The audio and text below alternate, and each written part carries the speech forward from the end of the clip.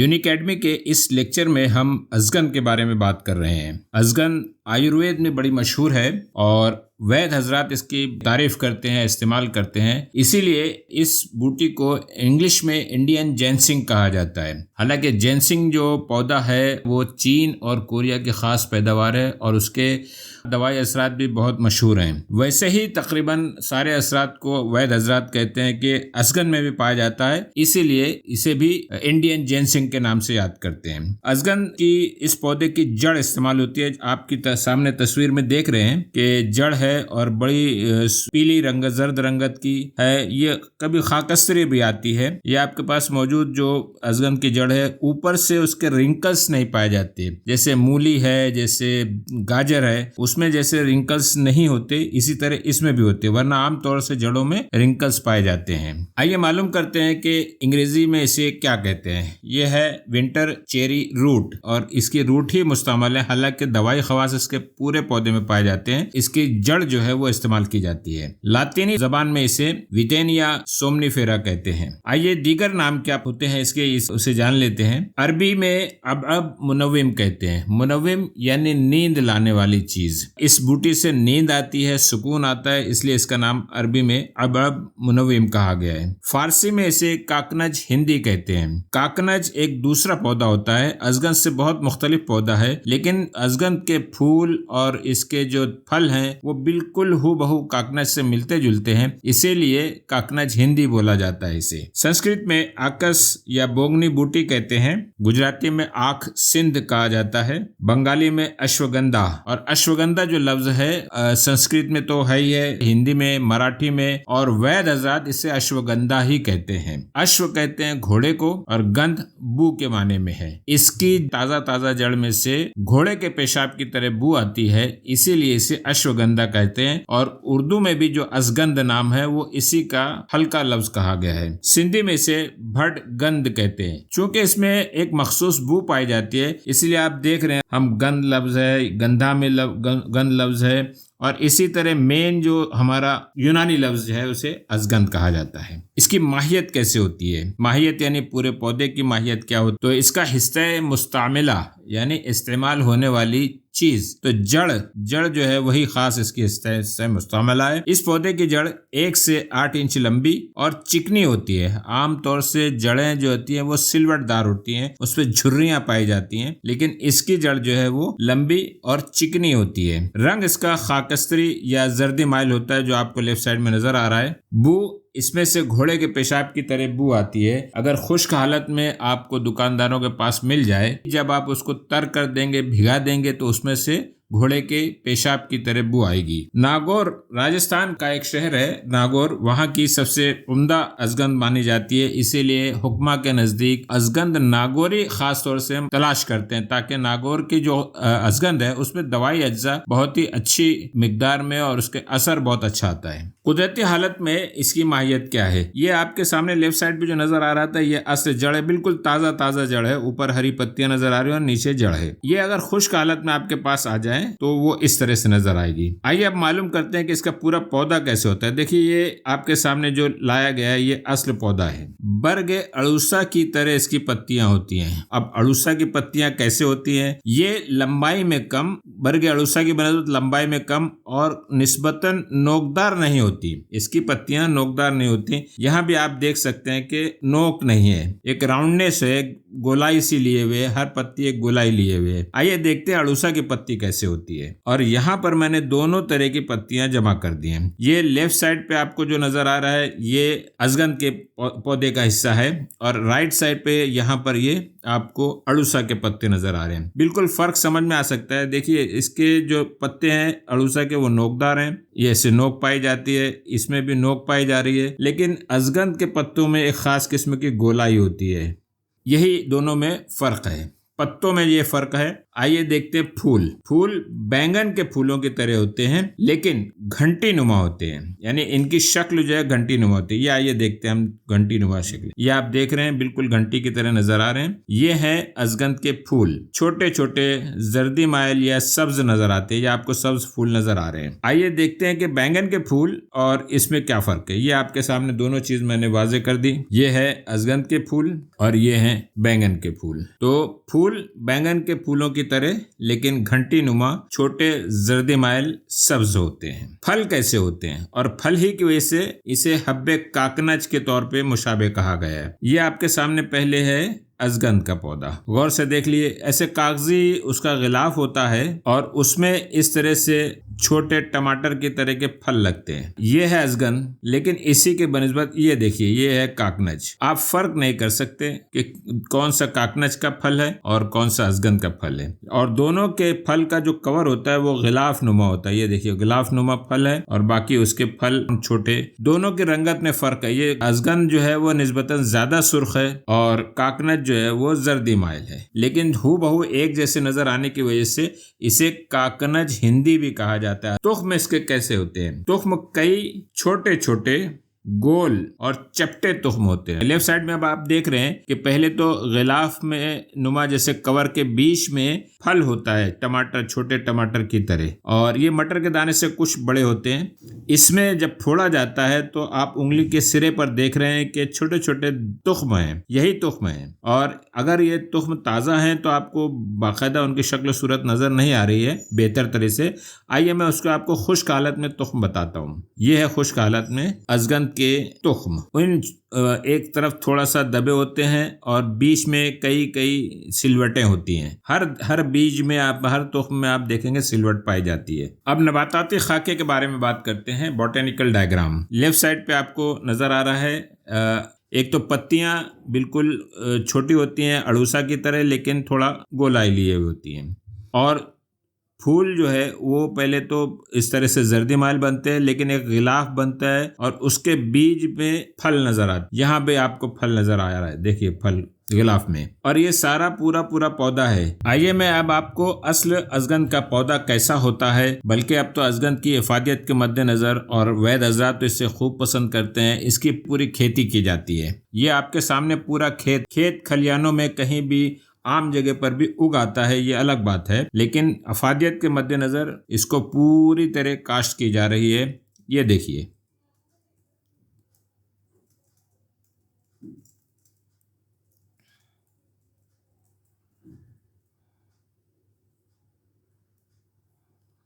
ये है एक पौधा, और इसके फूल भी आप देख सकते हैं जर्दी माइल, इसकी पत्तियां, और ये यहाँ पर भी पत्तियां हैं। बहरहाल अड़ूसा के पत्तियों से मुशाबे बताया गया है, लेकिन अड़ूसा में नोक पाई जाती है और इसमें थोड़ी सी राउंडनेस रहती है। ये आप देख रहे हैं सामने आपके, उसका तना कैसे है, उसके फूल, और जिसमें वो लाल रंगत के फल लगेंगे।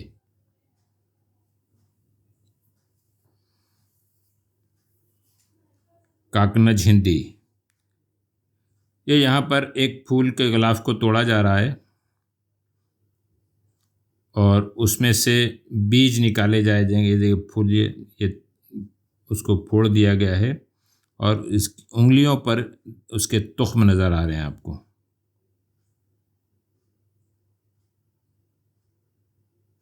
हिंदो पाक में हर जगह, लेकिन यूपी, दिल्ली, राजस्थान, इन इलाक़ों में ये पाया जाता है। और राजस्थान का एक शहर जो है नागौर, ये तो इसके लिए बहुत ही मशहूर है, बल्कि अजगंद को और हकमा हजरात अजगंद नागौरी से ही याद करते हैं क्योंकि उसकी अफादियत ज़्यादा है दुनिया में। लेकिन भारत और हिंदो पाक के अलावा अफ़गानिस्तान, सऊदी अरबिया, मिस्र और ज़्यादातर अफ्रीकी ममालिक, बल्कि चीन में भी ये बहुत काफ़ी तादाद में होता है।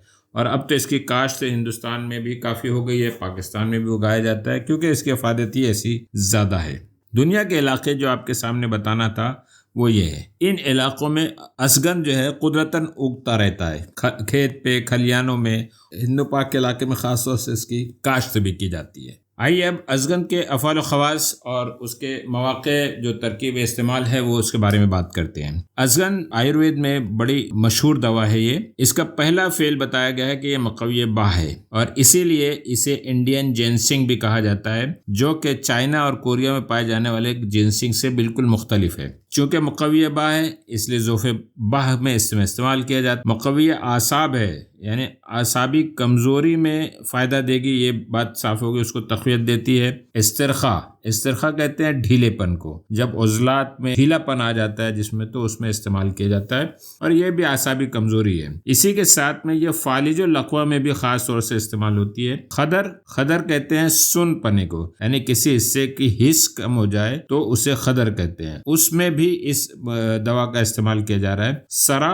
मिर्गी एपिलेप्सी जिसे कहा जाता है, सरा में भी इसे मुक़वी आसाब होने की हैसियत से इस्तेमाल करते हैं। ये मौलिद मनी है, मुग़ल्लिज़ मनी है। मौलिद मनी मौलिद तौलीद से बना है, यानी मनी की पैदाइश करता है और मनी को गलीज बनाता है, मुग़ल्लिज़ मनी है। गलीज बनाने की वजह से उसमें और थिकनेस आ जाती है और स्पर्म काउंट बढ़ता है, इसीलिए इसे आमतौर से जिरियान मनी, रिक्कत मनी और कसरत इतलाम, बार बार के नॉक्टर्नल एमिशंस जो है उसमें इस्तेमाल किया जाता है। सूरत इंजाल, प्रीमैच्योर एजुकेशन के लिए नुस्खों में भी इसे इस्तेमाल किया जाता है। ये मुक़वी रहम भी है, सैलानुर रहम में इसीलिए इस्तेमाल करते हैं। सैलानुर रहम जिसमें से ल्यूकोरिया जिसे कहा जाता है। मौलिद शीर है, शीर दूध को कहते हैं, तो दूध की पैदाइश को, अफजाइश को बढ़ाता है, इसीलिए जिन माओं में किल्लत लबन, दूध की कमी हो जाती है, उन्हें वहाँ इसके मौक़े इस्तेमाल के। मुहल्लिल औराम यानी सूजन और वर्मी कैफियत को दूर करता है, इसलिए जॉइंट पेन में ख़ास तौर से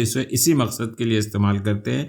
हब्बे अज़गन इस्तेमाल की जाती है, हब्बे सुरंजान भी इस्तेमाल की जाती है, लेकिन दोनों के मौक़े अलग अलग हैं, कभी इस पर गुफ्तगू हो जाएगी। इसे ज़मादन और अंदरूनी तौर से वजल मुफासिल यानी आर्थरालजिया या जॉइंट पेन का कोई भी प्रॉब्लम हो, नक़रस, गाउट की कैफियत, अर्कुन्निसा, इन जैसे अमराज में इसे इस्तेमाल करते हैं। ये मुक़वी आम है। हब्बे अज़गन के मुक़वी आम का इफ़ेक्ट बहुत मशहूर है। जिन बच्चों की अफजाइश बराबर नहीं होती, उनका वज़न कम रहता है, मोटे नहीं होते, ऐसी हालत में इसे बहुत एतमाद के साथ इस्तेमाल किया जाता है। आम जिस्मानी कमज़ोरी, लागरी, नकाहत बोले तो कमज़ोरी में ही इस्तेमाल होगा। हिजाल मुफरत, दुबलापन, हिजाल कहते हैं दुबलेपन को, मुफरत यानी बहुत ज़्यादा दुबलापन, ऐसी सूरत में मुक़वी आम के तौर पे अज़गन का इस्तेमाल किया जाता है। आइए चंद नुस्खे भी इस बारे में बताते हैं कि अज़गन को कैसे इस्तेमाल करेंगे। तलबा के लिए ख़ास तौर से कह दूं कि ये जो नुस्खे बताए जा रहे हैं हमारे हकीम हजरात के लिए हैं, जो ऑलरेडी इन प्रैक्टिस है। तलबा इसको पर बहुत ज़्यादा जोर ना दें। यहाँ पर एक चंद नुस्खे दिए जा रहे हैं। पहला नुस्खा है 7 तोला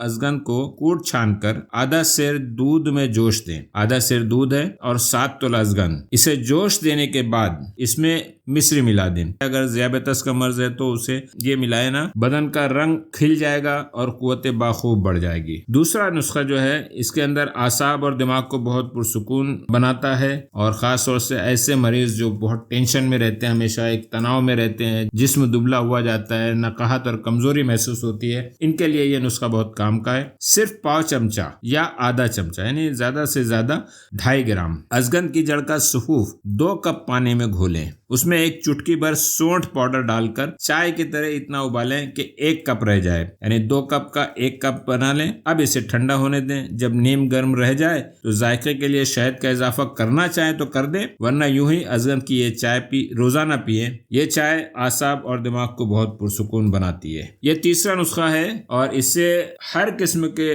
जोड़ों के दर्द में, चाहे वो निकरस हो, शियाटिका हो, ऑस्टियोआर्थराइटिस का मर्ज हो, वजुल मुफासिल, या खास तौर से रूमेटॉइड अर्थराइटिस जिसे कहा जाता है, कोई भी कमर दर्द हो, इसमें यह नुस्खा बहुत काम और बहुत मुजर्रब रहा है और बहुत ही आसानी से बनाया जा सकता है। अज़गन 30 ग्राम, मोचेरस 30 ग्राम, मेथी दाना 30 ग्राम और सौंठ 30 ग्राम। हींग जो है वो कुछ कम है, 20 ग्राम ले। इन सब को मिलाकर सुफूफ बनाकर 500 मिलीग्राम सुबह शाम इस्तेमाल करें। 500 मिलीग्राम की गोलियां भी बना सकते हैं या कैप्सूल में भर सकते हैं और भरने के बाद इसे सुबह शाम इस्तेमाल करें। हर किस्म के हड्डियों के दर्द दर्द, जोड़ों और कमर के दर्द के लिए मुफीद नुस्खा है। और ये नुस्खा हर तरह की कमजोरी को दूर करने और सेहतमंद और फरवा बनाने के लिए बहुत मशहूर है। अजगंद, बदारीकंद और सतावर, ये 3 दवाएं हैं। तीनों हम वजन ले लें, बराबर बराबर वजन ले लें, अलग अलग कूट कर पाउडर कर लें। जितना पाउडर बने, यानी अगर आपको 150 मिलीग्राम पाउडर बना है तो उतनी ही मिश्री या शक्कर पाउडर मिलाकर, यानी 150 मिलीग्राम जो है वो शक्कर मिला लें। नुस्खा तैयार है। बड़ों को 1 चमचा और बच्चों को आधा चमचा रोजाना रात के खाने के बाद दें, यानी वक्त भी एक ही है। और ये बहुत मशहूर नुस्खा है कमजोरी को दूर करने के लिए, सेहतमंद और फरवा बनाने के लिए। एक और बस लास्ट नुस्खा बता दें, बीमारी से लड़ने की ताकत बढ़ाता है और थायराइड का जो फंक्शन डिस्टर्ब हो जाता है उसे करेक्ट करता है, टेंशन कम करता है, एंटी एजिंग इफेक्ट है, यानी हमारी उम्र की वजह से जो हम असरात आते हैं चेहरे पे, आजलात, आंखों के गिर्द हल्के बनना शुरू होते हैं, इन सब के लिए भी, एंटी एजिंग इफेक्ट के लिए भी बड़ा मशहूर नुस्खा है और बहुत ही आसान भी है। सिर्फ आधा ग्राम यानी 500 मिलीग्राम अजगंद का पाउडर लें, जड़ का पाउडर, उसे यूं ही फाँक लें या फिर किसी कैप्सूल में भरकर इस्तेमाल कराएं। इस तरह इसका कड़वापन भी महसूस नहीं होता और इसका पूरा इफेक्ट और फायदा मिलता है। आइए अब अजगंद की कुछ बुनियादी बात फिर समझ लेते हैं। मिजाज इसका गर्म खुश्क दर्जे सुवम है। इसकी मिकदार खुराक भी 3 से 5 ग्राम। इसका नफ़े खास, अजगंद का नफ़े खास है, मुक़व्वी बाह में मुस्तअमल है ये, और जिरियान यानी ख़ास तौर से स्पर्मेटोरिया की जो कैफियत है और जो नकाहत और कमज़ोरी की वजह से रहती है उसमें फ़ायदा करता है। इसका मुज़र्रत क्या है, इसके नुकसानदेह क्या है? इफ़ेक्ट जो है इसका नुकसानदेह इफ़ेक्ट है गर्म मिजाज वालों के लिए। अगर अजगंद इस्तेमाल करना ही है और गर्म मिजाज भी है तो अब उसकी इस्लाह कर लें, और इस्लाह के लिए हम कतीरा इस्तेमाल कर लेंगे, इसके साथ शामिल कर लेंगे। और अगर किसी वजह से अजगंद ना मिले उसकी जगह पर बहमन सफ़ेद को इस्तेमाल कर सकते हैं। आइए मार्केट में जो मुरक्कबात अजगंद के मौजूद हैं, ऐसे तो बेशुमार मुरक्कबात हैं, लेकिन कुछ मिसाल आपके सामने पेश करते हैं। हब्बे अजगंद मशहूर है, हब्बे सुरंजन ना ही मिलती तो उसकी जगह हब्बे अजगंद इस्तेमाल किया जाता है। चूंकि ये मुक़व्वी है सैलानुर रहम वगैरह में, तो माजून मुक़व्वी रहम है। माजून जंजबील इस्तेमाल की जाती है। सुफूफ जिरियान खास है और तिरियाक़ रहम खास तौर से सैलानुर रहम में इस्तेमाल करते हैं। अजगंद की जो रिसर्च की गई तो मज़ीद तहक़ीक़ात की बुनियाद पर इसमें क्या क्या अल्कलॉइड्स पाए गए। सोमनीफेरन ये इसकी मशहूर एक अल्कलॉइड है। कुछ फैटी ऑयल भी पाए जाते हैं, कुछ अल्कोहलिक इफेक्ट भी है, और कार्बोहाइड्रेट जो है वो इसमें मौजूद है। बाकी ये तो कॉमन चीज़ें हैं। सोमनीफेरिन जो है यही एक अहम जुज़ है इसका, और बहुत सारे असरात इसी बुनियाद पर पाए जाते हैं। बाकी ये मुक़व्वी आम है, मुग़ज़्ज़ी है, जिस्म को फरबा करता है, नकाहत दूर करता है, एंटी एजिंग इफेक्ट लाता है। अजगंद के बाद हमारा अगला वीडियो लेक्चर जो होगा वो अफसंतीन पर होगा। अफसंतीन एक बड़ी मशहूर एंटी मलेरियल दवा है।